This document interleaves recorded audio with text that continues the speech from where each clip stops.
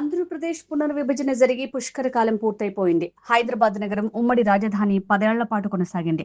ఆ గడువు కూడా తీరిపోయి 2 ఏళ్లు గడిచింది. అయితే ఈ 12 ఏళ్లు పూర్తయినా రెండు రాష్ట్రాల మధ్య ఆస్తుల విభజన అంశం ఇంకా పూర్తిగా పరిష్కారం కాలేదు. అటు ఆంధ్రప్రదేశ్, ఇటు తెలంగాణ మధ్య పలు సమస్యలు ఇంకా అపరిష్కృతంగానే ఉంటున్నాయి. మరీ ముఖ్యంగా హైదరాబాద్లోని ప్రభుత్వ భవనాల బదిలీ ముందుకు సాగటం లేదు. ఆంధ్రప్రదేశ్ పునర్వ్యవస్థీకరణ చట్టం 2014 ప్రకారం హైదరాబాద్లోని మొత్తం 2565 ప్రభుత్వ భవనాల్లో 589 భవనాలను ఆంధ్రప్రదేశ్కు కేటాయించారు.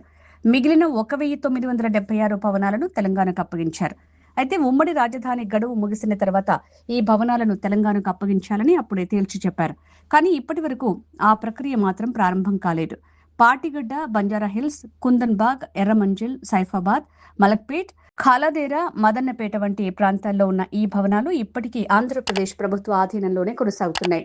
తెలంగాణ రోడ్లు భవనాల శాఖ ఇచ్చిన సమాచారం ప్రకారం మొత్తం 589 భవనాల్లో 221 భవనాల్లో ఇప్పటికీ ఆంధ్రప్రదేశ్ ప్రభుత్వ ఉద్యోగులు ఉండగా మరో 368 భవనాలను వారు ఖాళీ చేసినప్పటికీ తెలంగాణ ప్రభుత్వానికి మాత్రం ఆంధ్రప్రదేశ్ ప్రభుత్వం అధికారికంగా అప్పగించలేదు.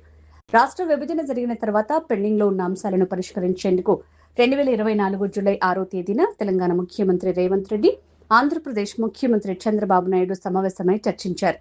అనంతరం అధికారులు, మంత్రుల కమిటీలను ఏర్పాటు చేసి సమస్యలను పరిష్కరించేందుకు చర్యలు ప్రారంభించినట్టు చెప్పారు. అయితే ఈ మీటింగ్ జరిగి కూడా 2 ఏళ్లు గడిచిన ఆస్తుల పంపకాల విషయంలో ఇలాంటి పురోగతి కనిపించలేదు.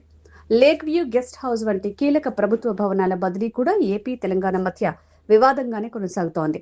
ఈ భవనాన్ని తిరిగి అప్పగించాలని తెలంగాణ ప్రభుత్వం కోరగా షెడ్యూల్ 9, షెడ్యూల్ 10 కింద ఆస్తుల విభజనతో పాటు ఇతర పెండింగ్ అంశాలు ఇంకా పరిష్కారం కాలేదని పేర్కొంటూ ఆంధ్రప్రదేశ్ ప్రభుత్వం ఈ ఏడాది మార్చిలో ఆ విజ్ఞప్తిని తిరస్కరించింది.